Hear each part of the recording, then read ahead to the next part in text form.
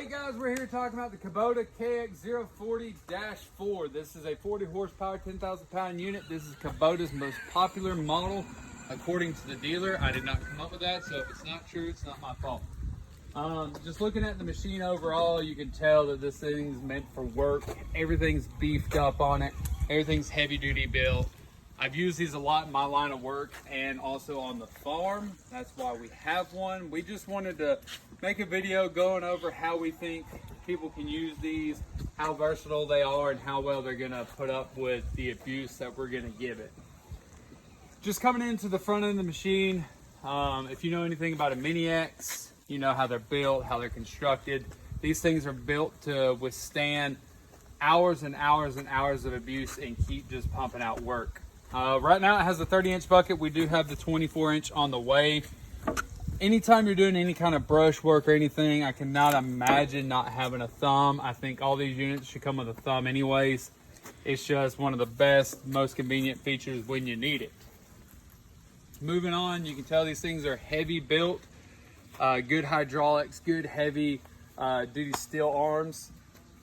Moving back to the blade, this is the auto leveling blade. It's great for when you dig a hole, you pack it back down, put that sucker in auto level, and it's going to smooth out your surface that you just dug. Moving forward on the machine, most of the time you're going to get rubber tracks on these. They do have a metal track option. If you have the metal track option, you should know what you need it for. Those things really do grip. They'll tear up asphalt, concrete, and definitely your yard. Moving on back, the arm has all of its features, the side to side, the front, down. This has a max digging depth of 18 feet. Looking at the cockpit, as you move up, you can tell you have a nice little step. Everything's well placed ergonomically for most users. It does have the dual function controls on the machine. You can flip it back and forth depending on how you're used to running the machine. You got the LCD display. Your auxiliary control, of course, is for your thumb and any other attachments you may have. They have the jackhammers and all those other attachments that we'll talk about later in another video. We're just kind of doing an overview of people that's never seen one, never sat on one. They're thinking about renting one or buying one. We just want to give them an overview of the simple functions and features and how we think this thing's built. Moving on back, you have your joystick to your left and your right of your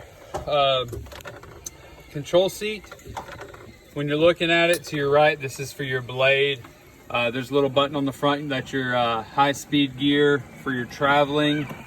You have your traveling sticks here. You can either use them with your feet or with your hands. Moving back, you got your light on your arm, your throttle control, eco mode. I think it saves you around 9 to 11% fuel economy. You have your inhibit switch. If you don't want this thing to idle up on you, you push this button and it won't do its regen. Make sure you push it back though, because if you do not regen this thing, you will regret it in the future. Moving on, when you go to start the machine, of course, the key is to the right-hand side of the seat. Make sure that your red handle is up when you go to crank it, because if not, you cannot crank the machine. It's a safety feature. That way, if you're leaning on something, when you go to crank it or anything, the machine can't move. You turn your key on, flip this bad boy forward, and you're ready to go to work.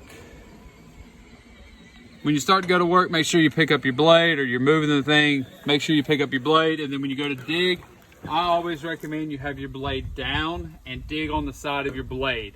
That means your bucket will be in line with your blade. It just gives you more stability while you're digging. Moving down from the cockpit, you have your nice little step. You step on the tracks and then you're on the dirt. Come around the left-hand side of the vehicle. You got your diesel tank. You got your rear hatch for your back of your engine compartment. That's where your coolant fluids are, your filters, your particulate filter, the back side of your engine. Mostly, unless you're your own mechanic, you won't be getting in there very much. If you look at this little peephole, it's a little dark with the door shut. If you open up this door, it's got a little latch, it'll hold it open for you. This little window right here is one of the biggest things you need to pay attention to. Make sure your hydraulic fluid's in there. A lot of people freak out and they're like, oh, it's low, it's low. That's because your pistons are extended and the hydraulic fluid is being in use right now. So if you really want to check it's level, you make sure all your pistons are sucked in. That means your arm's straight out and on the ground, your blade's picked all the way up, and your hydraulic fluid will rise. Of course, your air filter and your exhaust and all that good stuff. Radiator, make sure it stays clean so your engine will run better. I talked about the float angle blade. It's one of the new features for Kubota. It's just great for just grading out what you just dug up and repacked. We're going to talk about this thing more in another video on how to run it, some tips and tricks and such. So we'll see you on the next one.